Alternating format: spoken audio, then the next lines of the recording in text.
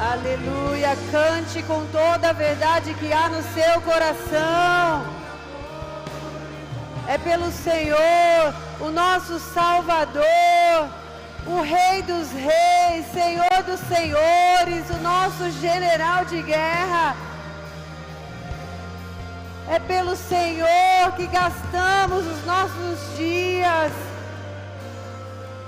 Rendemos a Ti toda a honra, toda a glória, todo louvor, toda adoração.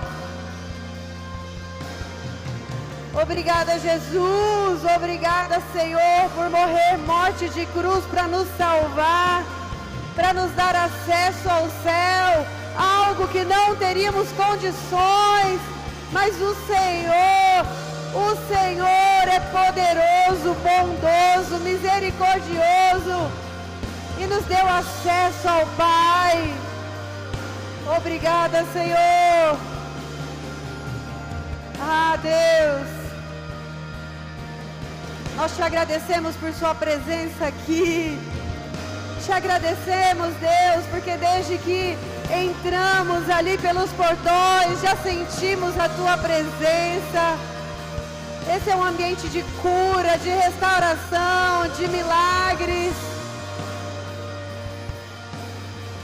Enquanto te adoramos, Pai, que o Senhor vá tocando, venha tocar o íntimo do nosso ser. Abra o nosso coração agora para recebermos a Tua palavra. Obrigada, obrigada, Jesus, obrigada por Tua presença que nos renova, que nos cura, que nos restaura. Aleluia, obrigada, Senhor, te louvamos de todo o nosso coração. Amém. Aleluia. Aleluia.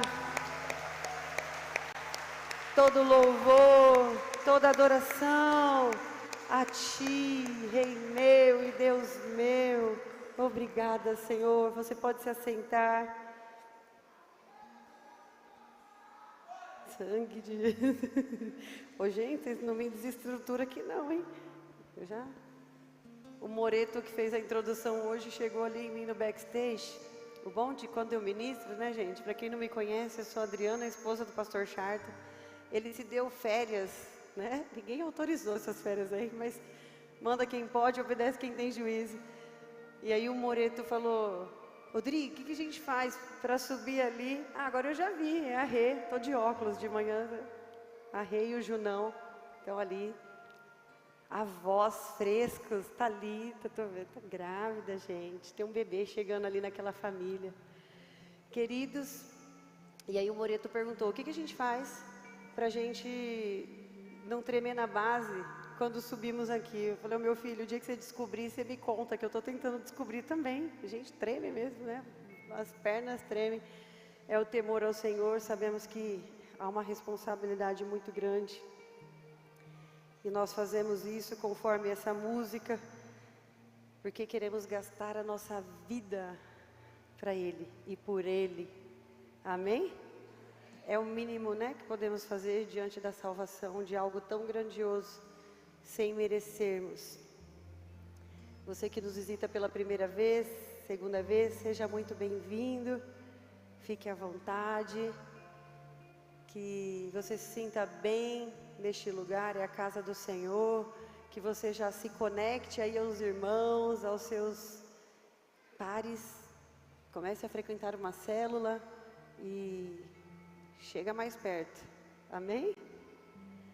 A palavra de hoje, passando por águas amargas. Quem aqui, quem nunca, né, passou por uma situação difícil, por uma dor, por uma provação, por algo que você achava que seria intransponível, que seria impossível de ser conduzido, e o Senhor veio com milagre, veio com resposta, te conduziu, te ajudou. Às vezes você já venceu algumas guerras, algumas situações, mas agora você se encontra em outra.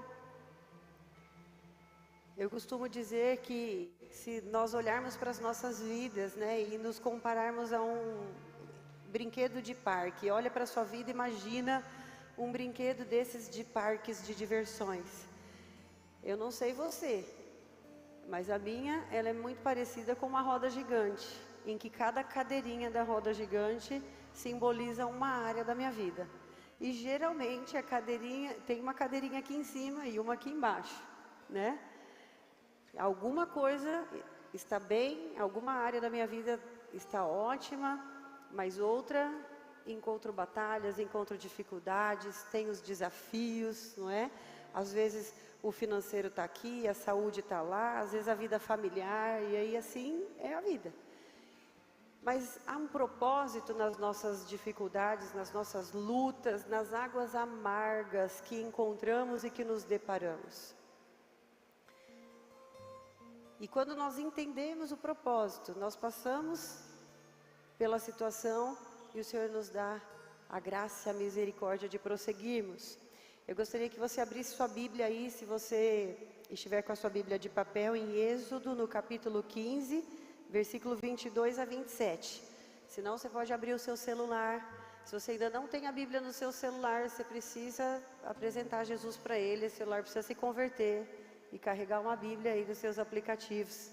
Seu celular não é convertido ainda, coloca uma Bíblia online aí para você ter as respostas. Você precisa da palavra de Deus, a palavra de Deus é resposta para todas as coisas, e às vezes nós precisamos ali da palavra rápida.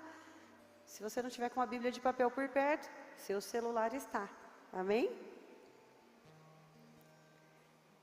Moisés fez o povo de Israel partir do Mar Vermelho, e eles foram para o deserto de Sur. Caminharam 3 dias no deserto e não acharam água. Por fim, chegaram a Mara.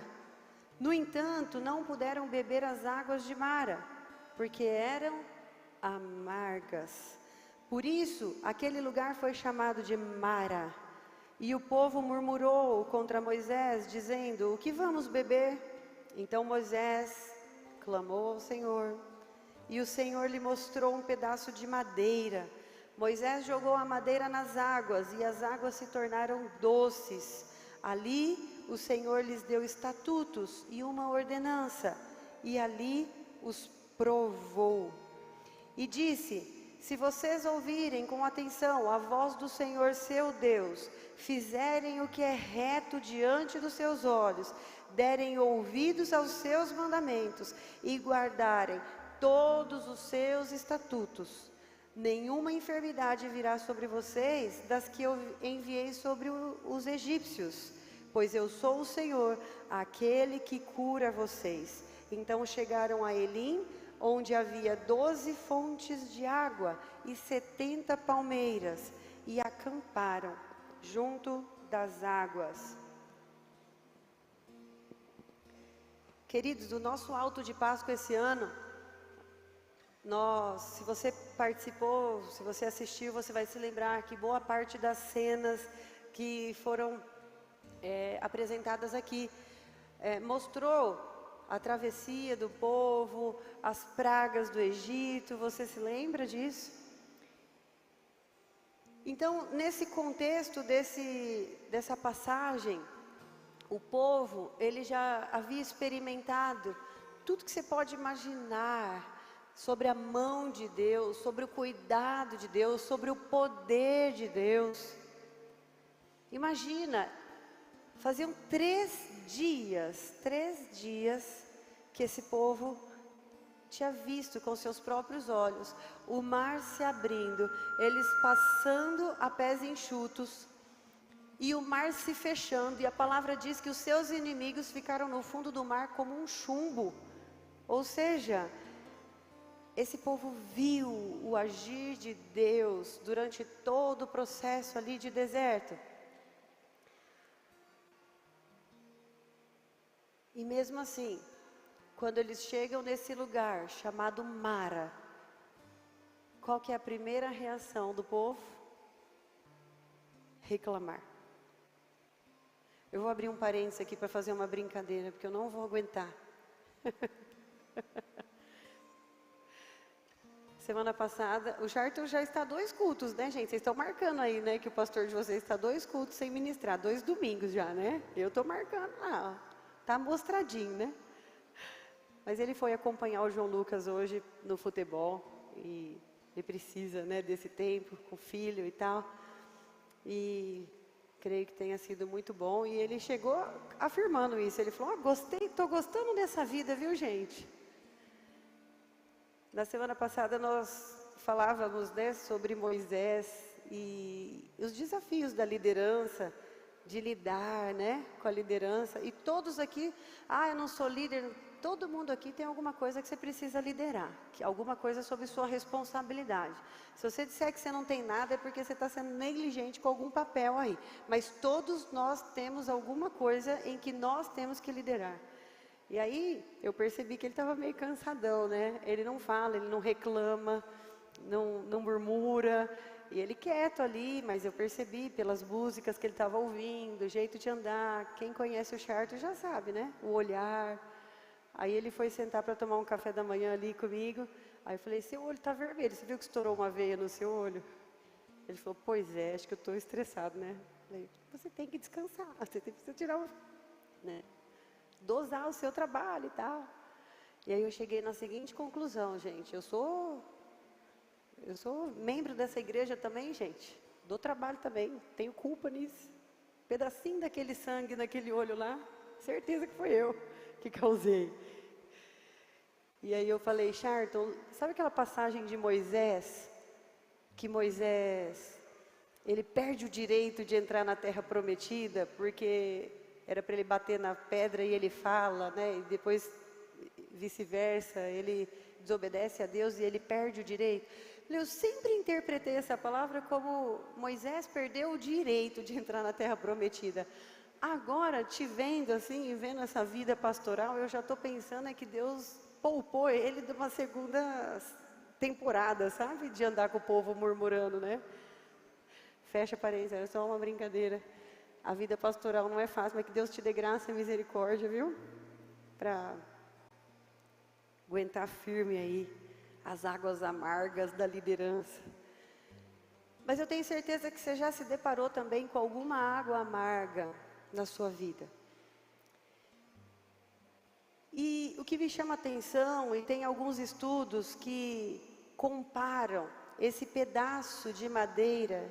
Alguns estudiosos falam que a região havia muitas figueiras, então que possivelmente esse pedaço de madeira que Moisés coloca na água, para que a água seja transformada em uma água amarga, em uma água doce, que pudesse matar a sede do povo, seja a mesma madeira em que foi feita a cruz e que o nosso Jesus foi crucificado. Então, existem evidências, existem correlações de alguns cientistas, alguns teólogos, de que esse fato já anunciava que a única coisa que pode tornar as águas amargas da nossa vida é reconhecermos que nós temos um Salvador e a esperança de passarmos a eternidade com Ele e de que o toque dEle em todas as áreas da nossa vida, em todas as fases, em todas as circunstâncias, vai transformar, sabe, aquelas aflições que a Bíblia fala, parece que até como uma promessa, que no mundo tereis aflições, mas tende bom ânimo, porque eu venci o mundo. É disso que nós estamos falando, que o toque de Jesus, nas águas amargas, nos lugares difíceis, nas fases mais tenebrosas das nossas vidas, é Ele quem toca, trazendo salvação, trazendo redenção.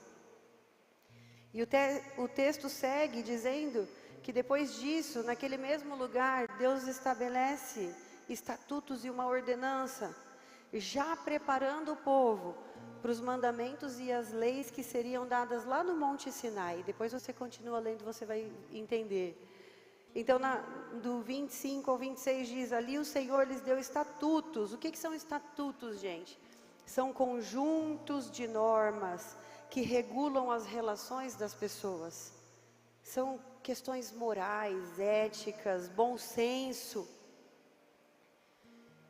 E uma ordenança, e ali os provou e disse: se vocês ouvirem com atenção a voz do Senhor seu Deus, fizerem o que é reto diante dos seus olhos, derem ouvidos aos seus mandamentos e guardarem todos os seus estatutos, nenhuma enfermidade virá sobre vocês das que enviei sobre os egípcios, ou seja, as pragas, pois eu sou o Senhor, aquele que cura vocês.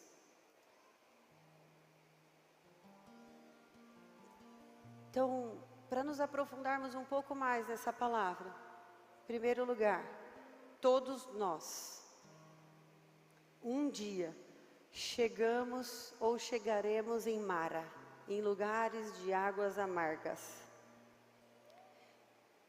E quais são as formas dessa água amarga chegar até nós? Primeiro, por fontes externas. Pessoas que convivem conosco, palavras.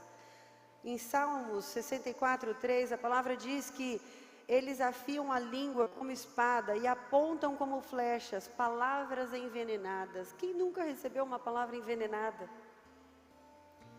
Romanos 3:13 e 14 diz: sua garganta é um túmulo aberto, com a língua enganam. Veneno de víbora está em seus lábios, sua boca está cheia de maldição e amargura.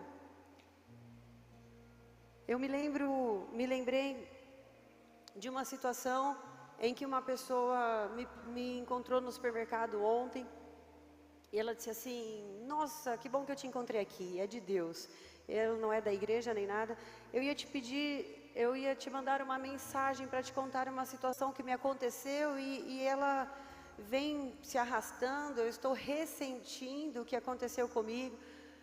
Eu sou cliente de um certo lugar e eu precisei ir num outro horário, a pessoa não podia me atender e eu fui na concorrente.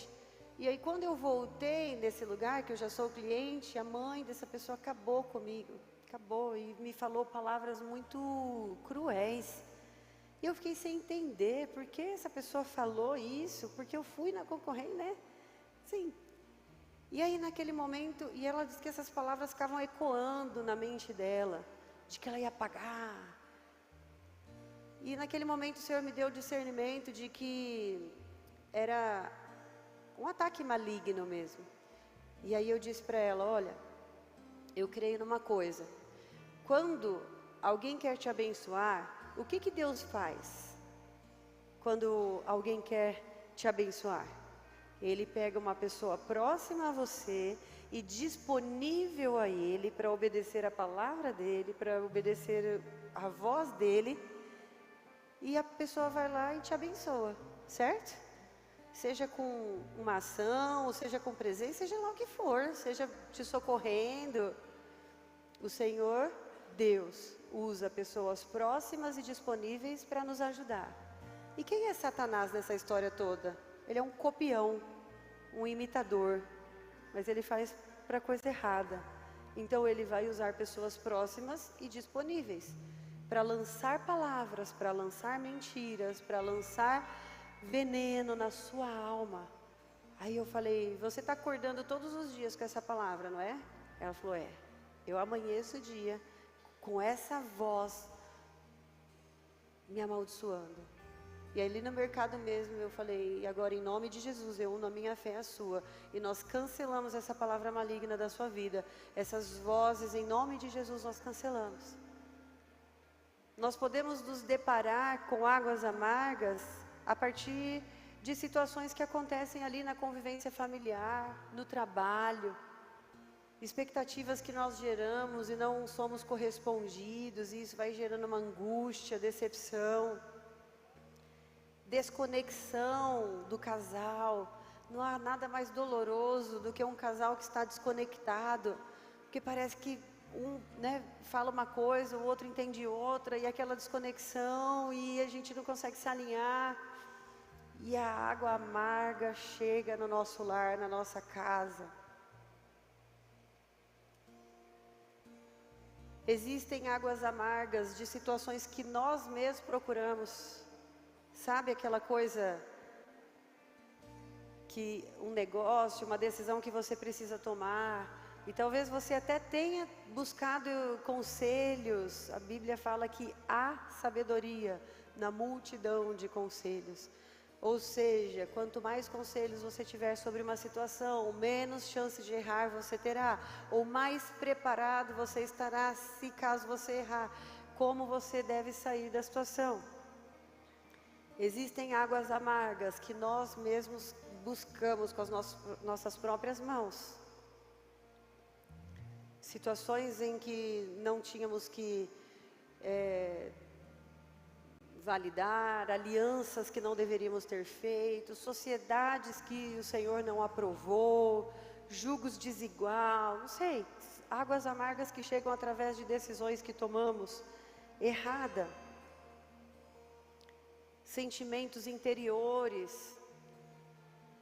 E agora eu quero me aprofundar um pouco mais sobre isso. Existe um movimento, a nossa geração, ela é bombardeada o tempo todo para colocarmos o eu no centro de todas as coisas. Existem várias teorias, vários autores falando sobre isso, o humanismo, né? O homem no centro e tal. Mas há uma explosão de idolatria ao self, S-E-L-F, de self-service, tanto que isso influenciou todas as esferas. Quando nós vamos num restaurante e nós lemos lá self-service, quer dizer você se serve, é o autosserviço. Mas esse self, que quer dizer o eu, né? Não vou me aprofundar aqui nessa questão, mas só para você entender, nós estamos mergulhados numa geração em que o meu prazer, o meu bem-estar está acima de todas as coisas.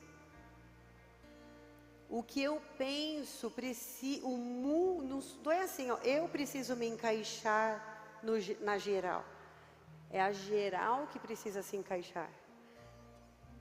Nós estamos vivendo um tempo em que aquele que fala o que é certo, aquele que defende boas maneiras, aquele que defende o que é naturalmente belo, ele é errado, ele não pode falar. Mas há um espaço para as pessoas que querem que o seu self, o seu eu seja respeitado e o mundo que se vire para me encaixar nele, para me servir. Isso perpetua nas igrejas. Se você está aqui faz um tempo, você já entendeu algumas coisas, já viu, já percebeu questões sobre a sua liderança, sobre o pastoreio que está sobre a sua vida, enfim. Mas muitas vezes a gente quer o quê? Que o todo se encaixe na minha vontade, no meu tempo, no que eu quero. Aliás, eu estou no centro de todas as coisas. E, gente, isso é tão inconsciente que isso é plantado em nós o tempo todo. E tem várias questões que reforçam isso, desde o celular. O celular não tinha esse objetivo, né? De nos deixar tão isolados no nosso mundo. Mas hoje, nós somos pessoas totalmente desconectadas umas das outras. Nós não suportamos o mínimo de contradição do outro. E para nós vivermos, gente, no coletivo, é necessário que você respeite o espaço do outro, apesar das falhas do outro, apesar das dificuldades do outro, apesar do pecado do outro. Você pode conviver com essa pessoa, você deve. Não estou falando de crimes, prestem atenção, crimes são para serem denunciados e criminosos precisam ser afastados da vítima. Não é disso que eu estou falando.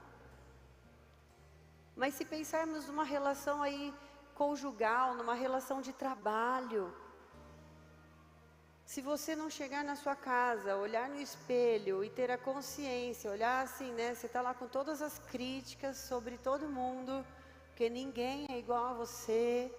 Aí se você não fizer o exercício de olhar para o seu espelho e falar assim, quanto esforço as pessoas que convivem comigo e que me amam precisam fazer?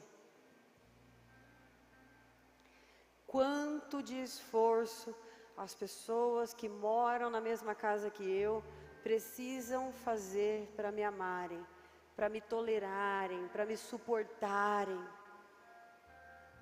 Por que eu não posso fazer o mesmo?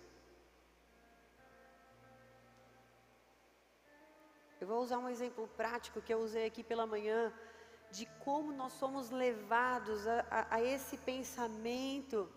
O C.S. Lewis, que é um filósofo, um autor, ele fala que isso se chama magia dos bruxos. Ele fala que quando alguém quer que a sua vontade prevaleça, qualquer forma, de qualquer jeito, é como se lançássemos um feitiço no coletivo, para o coletivo aceitar aquilo que só um indivíduo está propondo. E a gente não tem a capacidade de raciocinar.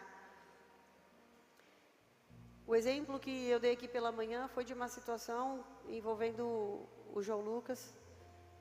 Ele era menor, nós estávamos saindo da pandemia, ele nas fases de alfabetização, desenvolvendo testes e avaliação psicológica para detectar o problema de aprendizagem que ele tem. Ele tem dislexia, os nossos 2 filhos têm dislexia, e ele estava nessa fase. E aí a professora ainda não sabia e pediu para que ele fizesse uma leitura para a sala toda. Imagina, voltando da pandemia, né, a gente perdeu todo o contato um com o outro, aí vai fazer uma leitura, travou tudo, virou aquela... Não precisa nem te contar, né, como é que foi humilhante a leitura. E aí uma das crianças falou, burro.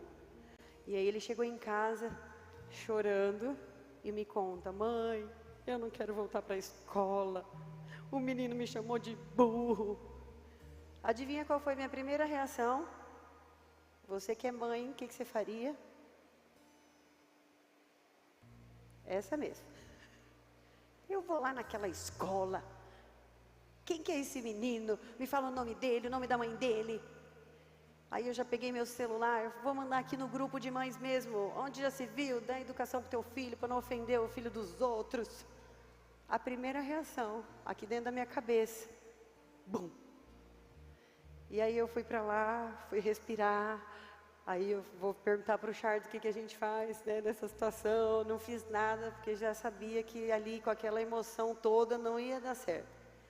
Mas não precisou de muito tempo não, o Espírito Santo foi atrás de mim e me fez a seguinte pergunta: se menina é inteligente? E eu falei, como é que é? O senhor também vai começar a ofender o filho dos outros? Se menina é inteligente? Falei, ele é? Olha o que ele faz, como uma boa mãe, né? E comecei a pensar sobre os atributos dele. Tá bom, você está me dizendo que ele tem altas habilidades para algumas coisas, mas segundo a avaliação daquele menino, com aquela idade, naquela fase de desenvolvimento, que não sabe o que você sabe, que não entende o que você entende, ele é inteligente? Tem algum outro nome ali no contexto deles para chamar teu filho? Não. Mas não precisava ser tão dolorido assim, né, Senhor? E aí eu voltei. João, fala mais sobre esse menino aí. Ele é seu amigo? Qual que é seu relacionamento com ele? Porque aí eu já estava querendo trabalhar outra coisa na mente dele, que era o perdão. Mas aí o Espírito Santo, quando quer nos transformar e gerar mudanças e forjar o nosso caráter, ele vai conduzir em todas as coisas. E aí, falei, ele é meu amigo, mãe, por isso que eu fiquei chateada. Ele joga futebol comigo, inclusive ele é mó perna de pau. Falei, como é que é? Volta de novo na avaliação que você fez do menino. Ele é mó perna de pau. Aí eu falei, então, o que é ser um perna de pau? Ele não joga nada, ele é desengonçado e teceu todas as características de um perna de pau. O menino deve ser nerd.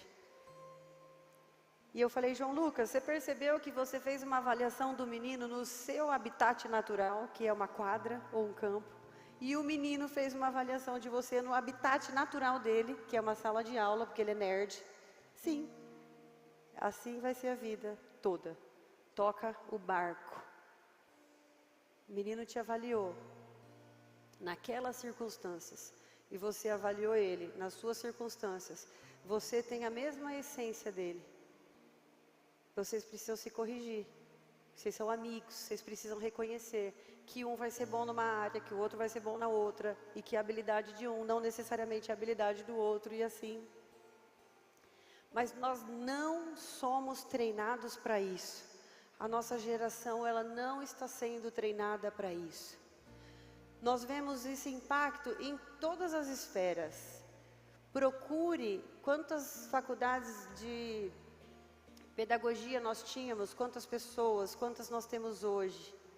Não terão mais assistentes sociais, não terão mais professores daqui a um tempo se algo não mudar.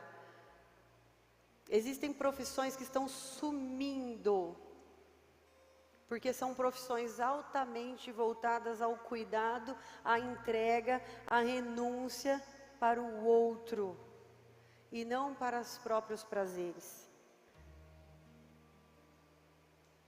Vai numa sala de aula, 45 alunos com ventilador, que você não sabe o que é melhor, o calor ou o barulho dele.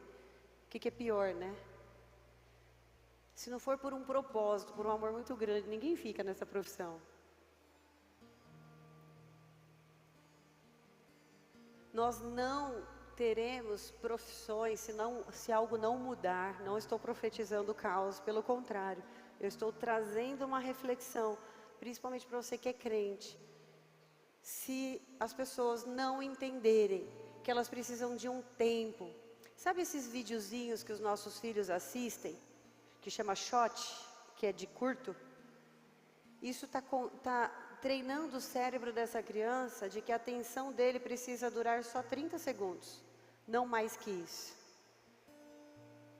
E dentro de um contexto de ciência, de estudo, esse cérebro, ele precisa estar apto a passar um tempo maior refletindo, debruçado num assunto. Então, o que nós estamos fazendo com as nossas crianças? O que a gente está fazendo com o nosso cérebro? Quanto tempo você consegue conversar com as pessoas da sua casa? Porque o seu cérebro já está treinado para o shot. Vai, termina. Será que nós temos uma epidemia mesmo das doenças que a gente tem falado tanto? Ou será que nós estamos mergulhados nesse contexto? Por que a gente não consegue mais lidar com as verdades? Por que a verdade que me fere, a verdade que me dói, ela precisa ser transformada? E a partir do momento que você transforma uma verdade, você distorce uma realidade. Uma distorção de realidade nada mais é do que uma mentira. E quem é o pai da mentira? Satanás. Quando nos deparamos com águas amargas nas nossas vidas, na minha opinião, a primeira coisa que a gente precisa identificar, se ela realmente é uma água amarga. Eu costumo brincar que se nós tivéssemos um aparelho que medisse a dor, hoje nós temos pessoas sofrendo na mesma intensidade por coisas fúteis, e se você medir a dor com alguém que acabou de perder o filho, a intensidade é a mesma. Porque o fato da minha própria vontade não ser correspondida, ela gera uma dor tão profunda quanto alguém que acabou de perder um ente querido, alguém que acabou de descobrir um diagnóstico ruim de uma doença, de uma enfermidade. Então, em primeiro lugar, identifique se a sua água amarga é de fato uma água amarga, ou se você é a fonte de água amarga. Mas para você ficar tranquilo, assim como eu quando fiz essa reflexão sobre mim mesmo, é que o Senhor permite essas fases, essas situações para provar o seu povo. Ali o Senhor os provou. Você não conquistará nada sem antes ser provado e aprovado em Mara. Mara é lugar de prova e não lugar de decisão. O texto que lemos diz que Deus colocou o seu povo à prova. Deus queria que diante da amargura, do desespero, da angústia, do desgosto, o seu povo tivesse uma só atitude: buscar nele a cura, buscar nele o milagre. Aquele povo não tinha mais para onde ir, eles não tinham mais forças para continuar. Mas ao invés desse povo buscar, adorar e clamar a Deus, a amargura os levou a blasfemar, a murmurar, a desejar voltar para trás, a desejar novamente viver no Egito, debaixo do domínio de Faraó, porque afinal ali estava mais confortável, escravizados e confortáveis. Essa é também uma boa definição para a nossa geração: escravizados e confortáveis. Deus quer ensinar o povo dele que só ele tem a cura para essa amargura. Então Moisés clamou ao Senhor e o Senhor lhe mostrou uma árvore, lançou-a Moisés nas águas e as águas se tornaram doces.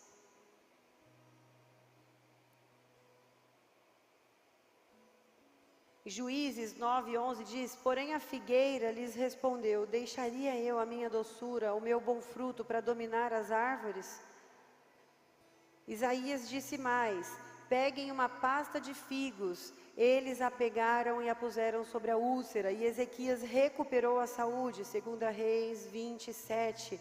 Ou seja, aquilo que eu comentei no início da palavra, a figueira na Bíblia, e para o povo judeu, é um símbolo de doçura e cura.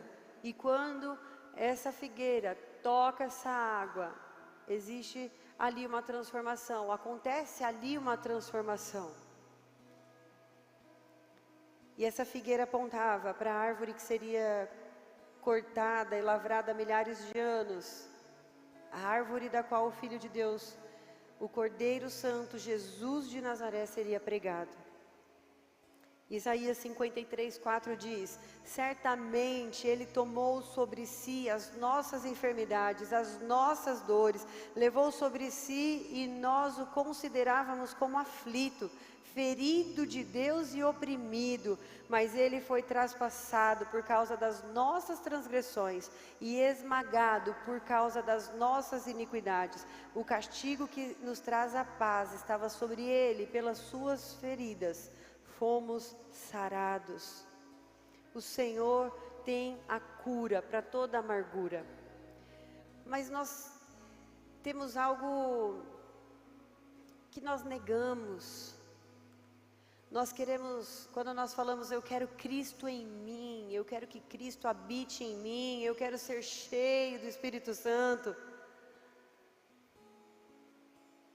Quando nós temos essa necessidade, essa vontade, eu tenho certeza que você, como eu, não tem a vontade daquela parte lá do filme em que Cristo está crucificado. A gente só quer a parte, até a da manjedoura está valendo. Recebeu presentes ali. Olha para a vida de Jesus. Deus escolhe uma família para ele ser gerado. Essa família não foi escolhida por acaso, ela tinha alguns critérios que Deus gostaria que tivesse, que fosse inculcado no comportamento de Jesus como homem. E aí Jesus passa todo o período na terra, ele realiza milagres, maravilhas, ele vai juntando gente, ele começa a ter amigos, e as pessoas começam a abençoar o ministério dele, pessoas vendem propriedades para poderem fomentarem e articularem o ministério dele, e a gente quer tudo isso, não é? Eu quero ver milagres, eu quero tocar e ser curado, eu quero tocar e ver pessoas sendo curadas, mas a hora que chega lá no episódio da traição, não, aí já é demais, eu não quero. Não estou dizendo que você tem que ser permissivo, existem alianças que se você não quebrar, você desobedece a Deus. Você está firmado na palavra? Às vezes a gente idolatra alianças, e o Senhor está dizendo assim: olha, minha palavra te basta, eu te basto. E às vezes o Senhor vai pedir isso para a gente. Mas quando chega na hora, inclusive, das palavras duras, Jesus também teve momentos difíceis de chutar a barraca no templo. Eu fui evangelizada com essa parte bíblica aí, eu não tenho culpa não, gente, de às vezes querer chutar o pau da barraca. Brincadeira, gente. E a parte em que negam Ele? Você sabe quanto dói alguém te negar, alguém te trair, alguém te rejeitar. Quem dirá ser crucificado, apanhar, sofrer, cuspirem na sua cara. Mas essa parte, não, essa eu não quero. Mas para que Cristo seja gerado em nós, Ele levou sobre si todas as dores e as transgressões, mas se nós não morrermos para nós mesmos, se nós não crucificarmos os nossos desejos, o self, o nosso eu, nós ficaremos eternamente em águas amargas, e muitas delas às vezes são imaginárias, são só da nossa cabeça. Nós nos colocamos. Você pode se colocar de pé? O Senhor quer nos conduzir para esse lugar de refrigério. E deixa eu te falar uma coisa, lugar de refrigério não é o lugar onde você vai ter todos os seus problemas resolvidos, a sua conta bancária vai estar cheia. Não, lugar de refrigério, lugar de descanso é o lugar onde há o alinhamento do que você está vivendo com o propósito que o Senhor te chamou para fazer. Então você pode estar dentro da cova do leão em refrigério, sabendo que é o lugar onde você deve estar, que é ali que o Senhor vai fechar a boca do leão. Você pode estar dentro de uma fornalha por não negar a sua fé, e as pessoas contemplarem um quarto homem, porque ele não te abandona. Lugar de refrigério, o que a nossa sociedade prega, o que a nossa geração prega, é o lugar da conquista, do sucesso, do status, das fotos, Não estou dizendo que você não deva lutar pelos seus objetivos, que você não tenha que dar uma condição favorável para a sua família, que você não tenha que desfrutar de uma viagem, de coisas, não é isso que eu estou dizendo não, mas isso não pode ser o centro, e isso não pode ser o lugar onde o seu tesouro está guardado, porque senão, quando essas coisas chegarem para você, você vai descobrir que são coisas passageiras, que a traça destrói. O lugar de refrigério, o lugar das 12 fontes, o lugar aonde jorra uma água limpa, uma água que você pode saciar a sua sede, é na presença do Senhor, seja lá fazendo o que for que Ele mandou você fazer. Você pode estar passando pela pior fase da sua vida e estar no lugar de refrigério, de paz com Deus.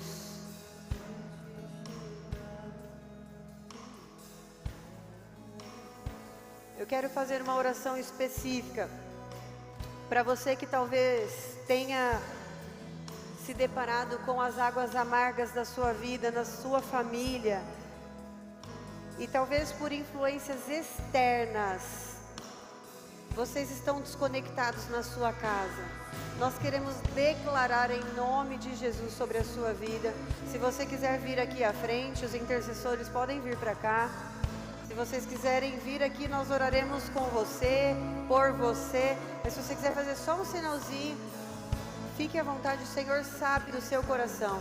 Se você sente que há uma desconexão na sua casa, que talvez seja algo externo, não sei, nós declaramos agora em nome de Jesus, que toda confusão, que toda desconexão seja lançada por terra em nome de Jesus.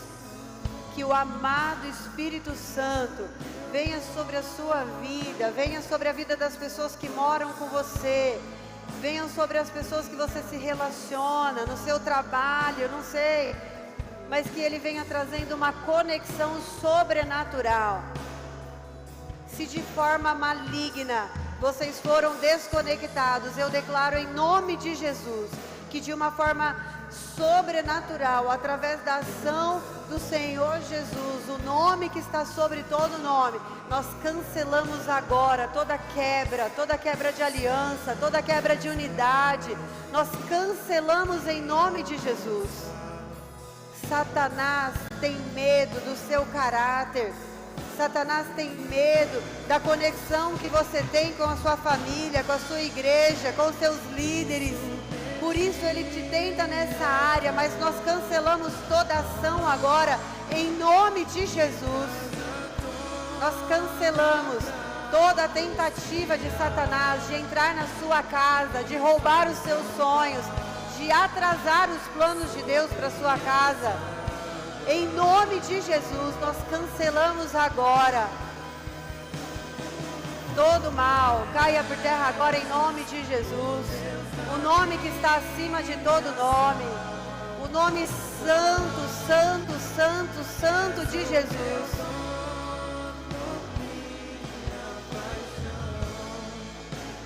Quero orar por você que é pai, mãe,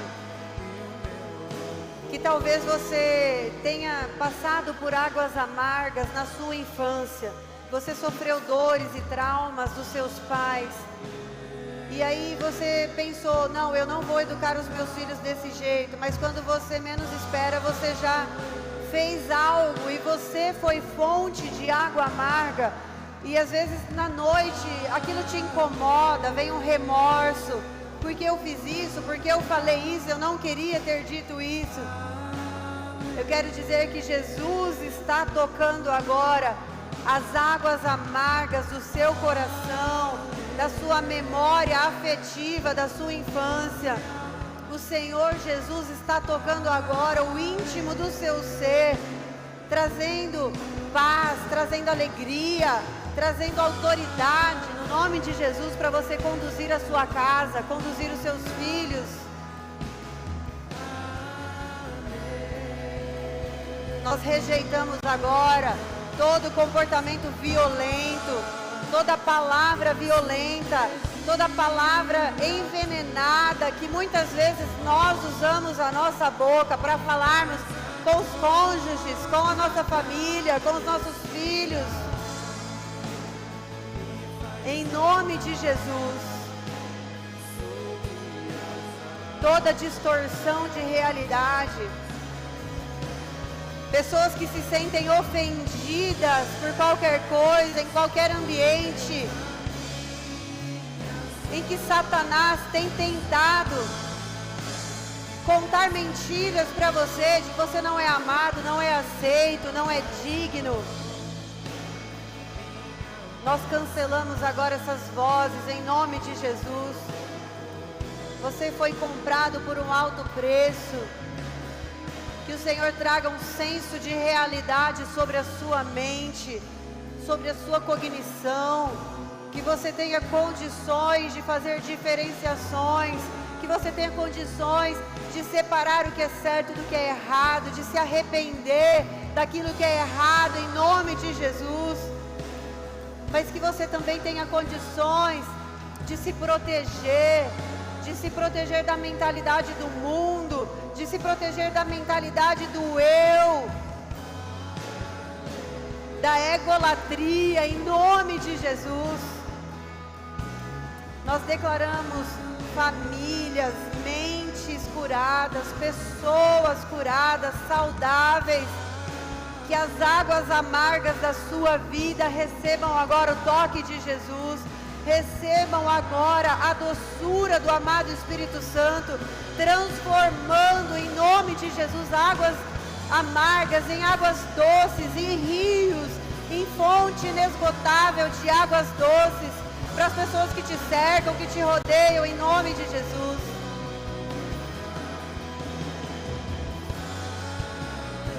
Nós declaramos milagres agora acontecendo aqui. Nós silenciamos agora vozes de comando de suicídio.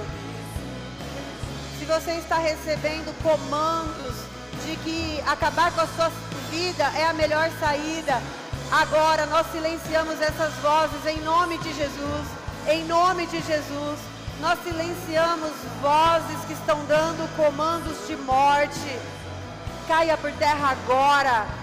Todo pensamento, tudo aquilo que vem gerando vontade de acabar com tudo, em nome de Jesus, nós cancelamos esses pensamentos e esses comandos. O comando dos céus é que Jesus Cristo transforma a água amarga em água doce, que Jesus te dá vida. Onde havia morte, Ele traz vida. Onde havia ossos secos, Ele faz milagres acontecerem. Ele ressuscita sonhos mortos. Ele desengaveta projetos guardados. Ele faz milagres. Ele fez, Ele faz e Ele continuará fazendo, porque Ele é poderoso. Nós declaramos em nome de Jesus sobre a nossa igreja, sobre esse corpo, uma conexão verdadeira. Nós declaramos sobre cada liderança, sobre cada servo, cada voluntário, águas doces, que nós sejamos fontes de água doce para todos aqueles que nos cercam. Nós queremos servir Jesus, sendo fonte inesgotável de águas doces. Senhor, se somos fontes de água amarga, transforma, toca a nossa vida, toca o nosso ser agora, em nome de Jesus. Declaramos cura, restauração, milagres, em nome de Jesus. Pai, eu peço que o Senhor cuide de cada um que está aqui, dos seus familiares, dos seus amigos, dos seus colegas de trabalho, do ambiente de trabalho. Muitos chegaram aqui preocupados de como vão encarar o dia de amanhã, mas o Senhor já está no nosso amanhã, trazendo um toque, transformando águas amargas em águas doces. Nós clamamos em nome de Jesus. Vai lá no nosso amanhã e cuida de todas as coisas que não podemos cuidar. Nos dê sabedoria para fazermos aquilo que o Senhor está mandando. Em nome de Jesus. Abençoa a tua igreja, Pai. Blinda cada casa, cada família. Nós rejeitamos toda ação maligna. O inimigo não pode tocá-los, porque eles são os teus filhos, guardados e selados pelo Senhor. Leva-nos em paz. Leva-nos em paz para uma semana abençoada, cheia da tua presença, da tua misericórdia, do teu toque, transformando as nossas águas amargas. Em nome de Jesus, leva-nos em paz e em segurança, Pai. É o que eu te peço em nome de Jesus. Amém. Aleluia.